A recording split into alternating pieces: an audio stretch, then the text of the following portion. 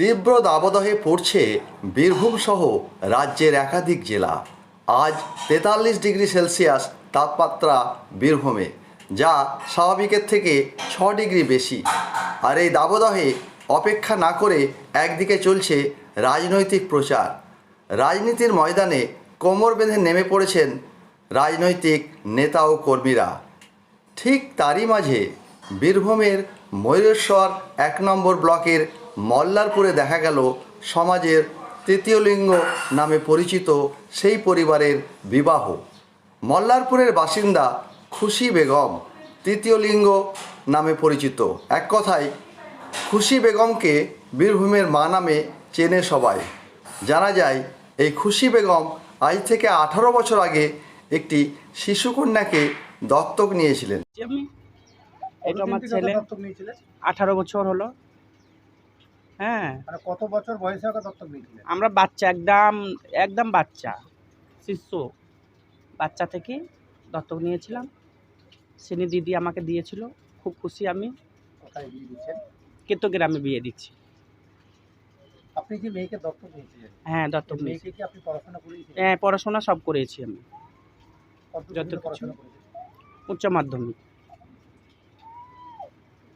আচ্ছা, এই দত্তক নেওয়ার পরে যে মেয়ের কন্যাশ্রী আপনার রূপশ্রী পেয়েছেন, রূপশ্রী পেয়েনি।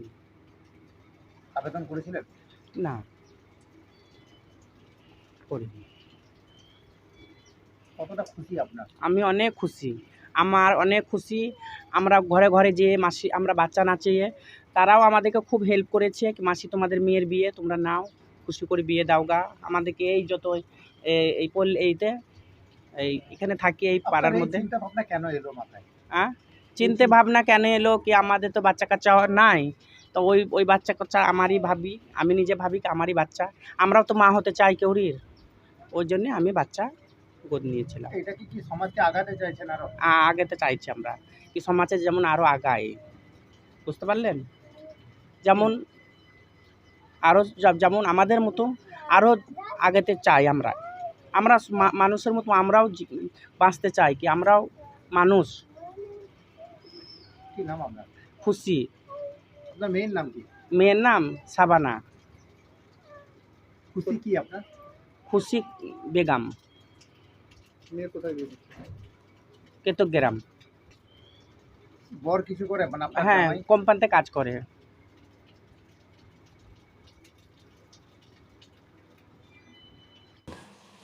সেই মেয়েটিকে প্রশাসনিক পরামর্শে লালন পালনের দায়িত্ব তিনি নিয়েছিলেন। কর্তব্যের সাথে পালন করেছেন। দীর্ঘ 18 বছর মেয়েটিকে যত্ন সহকারে খাওয়া দাওয়া, পড়াশোনা সমস্ত দায়িত্ব পালন করেন।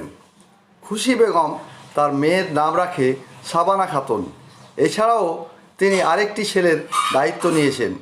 মেয়ে সাবানা খাতুনকে উচ্চ মাধ্যমিক পর্যন্ত পড়াশোনা করান এবং অবশেষে এলাকার 400-500 লোকের উপস্থিতিতে তার বিবাহ দেন।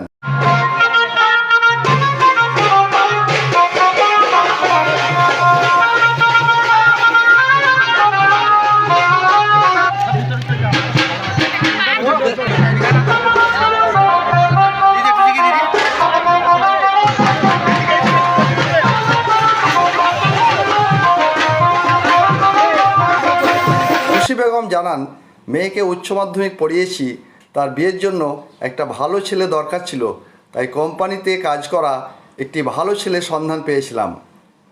ছেলের বাড়ি বর্ধমান জেলার কেতুগ্রামে। আজ যতটা সম্ভব এলাকার মানুষের সহযোগিতায় মেয়ের বিয়ে দিলাম। তাদের বিবাহিত জীবন সুখের হোক এই কামনা করি। আজ আপনারা বলছেন ইনারা আলাদা, কিন্তু সমাজেরই ইনারা একটা অংশ। আজ ইনাদের মানে পা যদি আমাদের বাড়িতে প্রবেশ না করে, বাচ্চা ছেলের গায়ে হাত না দেয়, ততদিন আমরা শুদ্ধ ভালো ভাবি না। তাই ইনারা সমাজের প্রতি একজন বিশেষ দায়িত্বপূর্ণ কাজ করেন। আজকে আমরা নিজেরা মল্লাপুরের গ্রামবাসী হিসেবে মানে দারুণ আনন্দের দিন, কারণ ইনাদের মতন একজন ভদ্র মহিলা বা যাই বলুন না কেন, একটা বাচ্চা মানুষ করে ইনারা মা হতে পারেন না ঠিক কথা, কিন্তু মায়ের থেকে কোথাও পিছিয়ে নেই। আজকে ইনারা যেটা করছেন, একটা মা তার বুককে এতদিন ধরে আগিয়ে ছিলেন যে বাচ্চা মেয়েটাকে নিয়ে, তাকে আজকে হয়তো ভালো সমাজে থাকার জন্য বিদায় দেবেন, বিয়ে আজকে একটা অনুষ্ঠান করে দিচ্ছেন, এই যে কাজ চাটিখানিক নয়। ওনারা আজকে নিজেদের জায়গায় আজ সমাজ থেকে ইনারা একটু আলাদা বলছেন, কিন্তু আমি তো মনে করি না যে ইনারা আলাদা। সেই জায়গায় অনেকটা এগিয়ে আজকের দিনে আমাদের পাশে ইনি থেকে একটা সমাজের দায়িত্বপূর্ণ কাজ করছেন, নিজের মেয়ের মতন করে বড় করে তাকে বিদায় করে বিয়ে দিচ্ছেন। এই খুশি বেগমের মতো তৃতীয় লিঙ্গদের সমাজে নাকি তারা মা হতে পারবে না। শুধু নিজের গর্ভে ধরা ছেলে মেয়ে থাকলে মা বাবা হওয়া যায় সেটা নয়। আজকে তার প্রমাণ দিলেন তৃতীয় লিঙ্গের খুশি বেগম। প্রতিবেশীদের বক্তব্য, এই খুশি বেগমরা 10-12 জন একটা বাড়িতে দীর্ঘদিন ধরে বসবাস করছে মল্লারপুরে। তাদেরকে দেখে সমাজের অনেক মানুষ অনেক কথা বলে। তারা খুব কষ্ট করে প্রতিটা বাড়িতে ট্রেনে বাসে, আবার কখনো রাস্তায় দাঁড়িয়ে টাকা তোলে। সমাজে এটা তো একটু মানে খুবই ভালো কাজ। আর দিদি আমাদের পাড়া থেকে অনেক দিন থেকেই আছে। আর একটা ছেলে আর একটা মেয়ে দত্তক নিয়েছে আর কি, মানে কুড়িয়ে পেয়েছে ছোটো থেকে। তাদেরকে দীর্ঘদিন ধরে মানুষ করে আজ ওই মেয়েটার মানে বিয়ে।